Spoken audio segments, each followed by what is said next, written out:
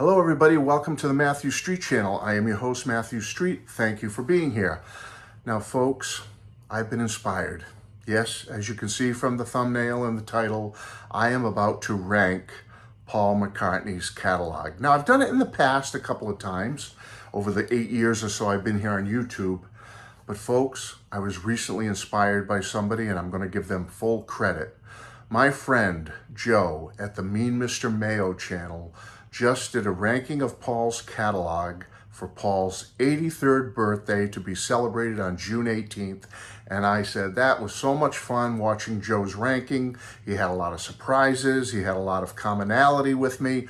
So I said, you know what? Maybe we'll make a mini thread out of this. I will rank my version of Paul McCartney's 26 albums. Now, 26, I'm going to stick with the same 26 that Joe did because he didn't do compilations, he didn't do live stuff, he didn't do the Fireman albums, he just did the basic 26, and that's what I'm going to do. So folks, this was a lot of fun. I really enjoyed Joe's video, so Joe, salute, thank you for inspiring me to do this video on Paul's 83rd birthday celebration. I'm going to try to tear through it as quick as I can, say a few words. I'm not going to go into a lot of detail, folks, so make your comments below. Tell me what you think or what you like or don't like. I would just ask to be respectful because this is not what I think is, you know, the all-time greatest best or the all-time greatest worst of Paul McCartney, because it's just my personal feelings. If I was going to go pull out albums right now, what would be the last one I would pull out will be 26, and what would be the first one I would probably pull out to listen to, that will be number one, and then they will go down in succession from there, okay? So we're all different. We all have different feelings, okay? Here we go. Number 26 is Kisses on the Bottom. I'm sorry, folks. It's just never been an album I've cared for. Again, I don't hate it. It's just not, it'll be the last one I would pull out of my Paul McCartney collection to listen to. There's some good moments on it. There's a lot of cringy moments on it, and it's just not for me. Number 25, and this is going to shock and maybe surprise some people, but I'm sorry. This album has fallen for me since it came out in 2018. Egypt Station is number 25. Again, there are some fine moments on Egypt Station that I truly enjoy, but boy, there's a lot of garbage on it I just can't handle, folks. The sad part is there's a lot of bonus tracks or were not included on the main album that I so wish were included on Egypt Station. They're on the bonus disc, they're on the deluxe disc, or the Explorers Edition, the Travelers Edition, whatever. There's all these great tracks, at least 5 or 6 awesome tracks that should have replaced 5 or 6 clunkers on this main album, and it would have risen way up for me in the ranking. But as it is, the straight Egypt Station album, number 25, sorry. Number 24 is Driving Rain. Again, I don't hate any of these albums, and I don't hate Driving Rain. It's just there's a lot of good stuff on it, but there's a lot of clunkers on it for me that I really can't get into. So Driving Rain, number 24. Number 23 is Pipes of Peace. I call this Tug of War light, okay? It's just all the leftover garbage and stuff that didn't make the team. You know, this is the JV version of Tug of War. Tug of War was the varsity. Here's the JV or maybe even the freshman team, okay? So I don't really get into Pipes of Peace. There's a lot of fine moments on it, but there's a lot of clunker moments on it for me. Okay, moving on to number 22 is Wildlife. An okay album. There's a lot, again, with this bottom half of Paul's career here, albums, there's the good, the bad, and the ugly. You know what I mean? There's the good stuff that I like. There's the bad and a couple of uglies here and there. And with Wildlife, it's like that. There's some great stuff on Wildlife that I enjoy, and there's just a lot of fluff and clunkery stuff for me, okay?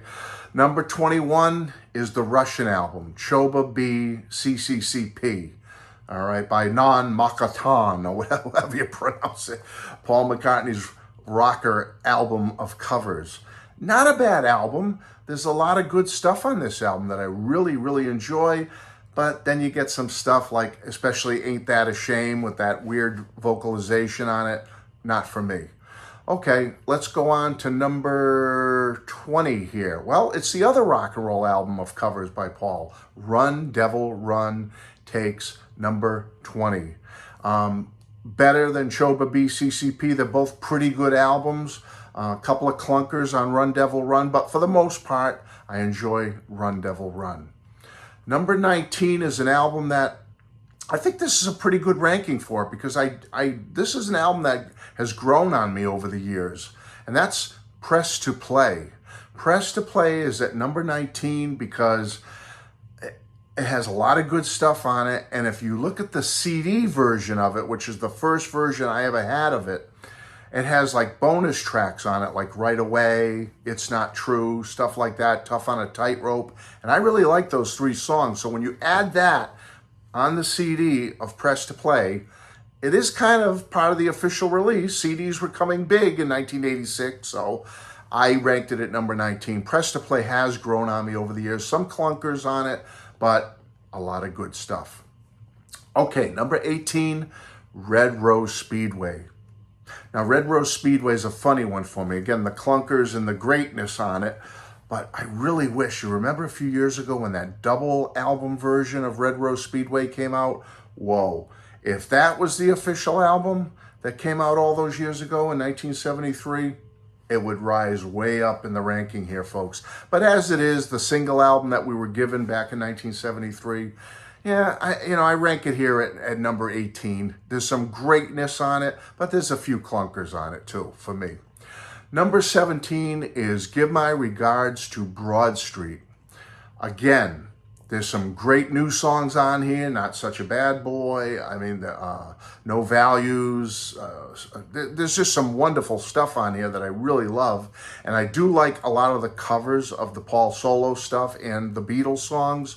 But there's a couple of things that weigh it down a little bit for me and make it a little bit draggy in some parts. And I'm sorry, I've never liked the version of Silly Love Songs on here. Just doesn't do it for me. So that's not a bad ranking, though. I think at number 17, like I said, I don't hate any of the 26 albums.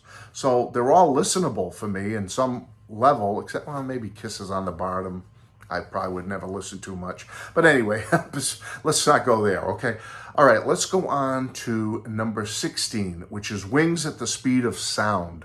Now, I ranked it here at number 16 because there is some brilliance on this album. Silly Love Songs, Let 'Em In, Beware My Love. I even like San Ferry Ann, stuff like that. Warm and Beautiful is beautiful, But there's just some things on here. Paul gives highlights to the other band members, and some are hits and some are misses. And I'm not going to get into that. Let me just say that it does drag it down a little bit for me as an overall listening experience. Okay, let's go on to number 15, and that would be Off the Ground. Again, good album, a lot of good stuff, a lot of the B-side stuff and extras that were not included on the main album, I think would have been a finer addition to this album if you took off some of the clunkers. But as a piece, what it is, 1993's Off the Ground, I think it's a pretty good ranking at number 15. There is a lot of great stuff on here that I love. Paul sounds great, he's singing great, he's writing some great music on here. You can't complain overall with Off the Ground. It's a good album. Number 14 is Chaos and Creation in the Backyard. A great album. We're getting into the great area now, folks. There's not a lot of bad to say about the rest of these albums. Chaos and Creation is a fine, fine album. I just had to place it somewhere and go with my personal feelings. Where does it rank and where I would listen to it in order, There's just happens to be 13 other albums that I would listen to before Chaos and Creation. So it gets number 14, which I still think is a good ranking. It's right near the midpoint of Paul's career. Number in the ranking system. Number 13 is Flowers in the Dirt. Now, this has always been a sentimental favorite of mine. Came out in 1989. It was Paul's kind of comeback album after a few years of languishing a little bit between Pipes of Peace and Press to Play, which I like Press to Play. But he finally said he got serious and he's hooked up with Elvis Costello, and he wrote a bunch of great songs with Elvis, and he wrote a bunch of great songs on his own. and he put together a fine album, in my opinion. Couple of clunker moments, but overall, the majority of Flowers in the Dirt has always been satisfying to me. I saw him live numerous times on the Paul McCartney World Tour for this album, and so it's that sentimental favorite. I mean, on that tour, I went with my parents, my wife, my brother, a good best friend of mine who's no longer with us. My parents have passed away. So this album, Flowers in the Dirt, does mean a lot to me. So it gets number 13, right at the midpoint of Paul's ranking system here of 26. All right, number 12 is London Town. Great album. Love London Town. Another one of those that sentimental, came out between my junior and senior year in high school, and just so much meaning to this album. So many feelings and emotions I have when I think of London Town and being those last couple of years of high school with it. So that's a good ranking for this for me, because I love London Town. Not a lot to say about it that's negative at all. And as I said, I love all these albums, so go easy on me, folks, okay? Number 11 is McCartney 3, Paul's most recent studio album. I like this album. When it first came out, I was critical of it a little more than I would be now. It has grown on me in the last 5 years or 4.5 years. It really has. And yeah, there's a couple of clunkers on it, but overall, it's a great, fine addition to Paul's canon, and I love it, and it makes number 11. And right after it, at number 10, going into the top 10 now, is McCartney 2. This album has really grown on me over the years. In 1980, when it first came out, I was kind of meh on it. It was probably in the C range, like, well, it's okay, I like some. But boy, McCartney 2 has come on strong for me over the 40 plus years since it came out. And it goes all the way into the top 10 at number 10. I love McCartney 2. Number 9, another fairly recent album from Paul. Well, fairly recent, God, now it's been over 20-something years, but Flaming Pie gets number 9. What an outstanding album from Paul. Coming off the heels of the Anthology project, he was ready to do some great solo music, and he delivered big time. It is an outstanding album, and I absolutely adore Flaming Pie, number 9. Number 8 is another classic, Tug of War. This is, if like I said, Pipes of Peace was the JV or the junior varsity or the freshman team, Tug of War is the varsity. It's top notch. It's the best of the best. Tug of War is a great, great album. I can't think of anything negative to say about Tug of War. It's just fabulous. I love it. And let's move on. Because I'm trying to beat Joe's time here. I think he was like 35 minutes. I'm trying to get it in like well under that for you. So I just want to get the ranking out there. All right, let's go. Let's move on to number 7. Another album I don't have a bad thing to say about. New. What a fabulous, fabulous album. This album, when it first came out, took me a couple of listens, but right away it hit me. One of his newer albums, too, in the scheme of things. New is an outstanding album and deserves to be in the top 10, all the way up to number 7. It's fabulous. I have nothing bad to say about the New album. It is absolutely top-notch, top to bottom, great album. Nothing negative to say about it. I don't think I'm going to have anything negative to say about the rest of these, okay? And I love all Paul's albums, okay? All you naysayers and people who, like to jump on me and stuff for whatever. I love them all, okay? All right, let's get to the next one, which is number 6. Memory Almost Full. I adore Memory Almost Full. I've always said it. Every time I've done a video about Paul and this album comes up, I've always told you I love Memory Almost Full. It reminds me of a later day Wings album. I like the vibe of it. I just love the feel of it. I love the way. Paul, this is one of the albums where he was still singing greatness on this album. And I just love it. It's absolutely fabulous. All the way up to number 6 for Matthew Street. Memory Almost Full. I love it.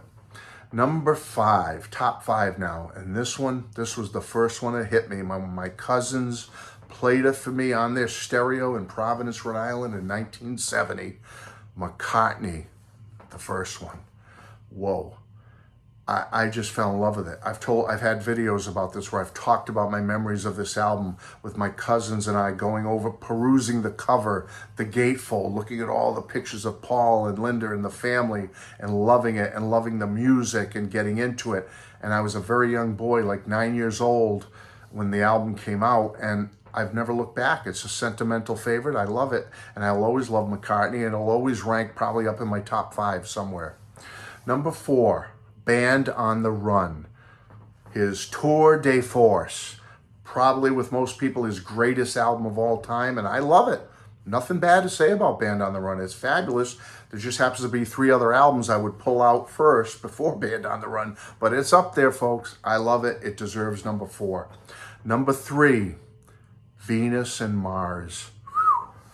Like Band on the Run, beautiful. I have nothing bad to say about it. Joe mentioned something about listen to what the man said and how every time it comes on, it makes him smile. Joe, I'm with you, buddy, because I don't care how many times I hear it. There's some songs you just like, it's even Beatles songs, you'll hear them so much you get kind of burned out on them after a while. I never get burned out on listen to what the man said. Never. I don't care where I hear it, on Sirius XM, regular radio, or I put it on an album or a CD, whatever, or someone else is playing it. I just stop and listen and reminisce of my youth in 1975 when I was in 8th grade going into 9th grade, high school. I was at that age. That song and that album, Venus and Mars, takes me right back. I love it. Sentimental favorite. Number 3, it deserves top 3. Number 2, Ram. I love Ram. It's one of those albums, after McCartney came out, I listened to it again. It was one of those albums my cousins had. I was a young boy when Ram came out. I was like 10 years old, and it just hit me hard. My cousins loved it, and I was very influenced by them. They were kind of role models to me, and I got into Ram, and my parents got me a copy of Ram way back early on, and I love it. It's just one of those albums that you cannot complain about it. You can't say anything bad about it. It's fabulous. Ram, number 2.